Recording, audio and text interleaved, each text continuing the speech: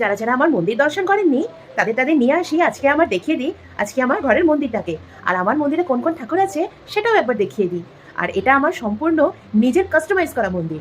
কি কি আছে চলুন দেখে আসি একবার ঝট করে। এই দেখুন আমার মন্দির। এই মন্দিরে আজকে বৃহস্পতিবার, তো খুব সুন্দর করে পুজো দেওয়া হয়েছে। আজ তো লক্ষ্মীবার, তো সব আজকে মা লক্ষ্মী সবার ভালো করবেন। দেখুন তো কে কে আছে। নারায়ণ লক্ষ্মী আছে, আমার বাবা ভোলানাথ আছে, নন্দী মহারাজ আছেন, এমনকি আরেকজন বাবা ভোলানাথ আছেন, উনি মূর্তি আছেন, সব পেতলের ঠাকুর, যেগুলো ব্রাশের আমরা বলে থাকি। ইনি মা সরস্বতী, উনি রয়েছেন গণেশ, যাকে তো দেখা যাচ্ছে না, ফুলে ঢাকা পড়ে গেছে। আর ইনি আছেন মা লক্ষ্মী। তো ইনি সবাইকে আমি পুজো করি। আর বৃহস্পতিবার করে বিশেষ করে ওনার দিনটা ভালো করে পুজো করা হয়। আর পুজোটা যেহেতু অনেক আগে দেওয়া হয়েছে, তো কিছু কিছু এখনো নিভে গেছে। তো হয়ে গেল আমার মন্দির দর্শন।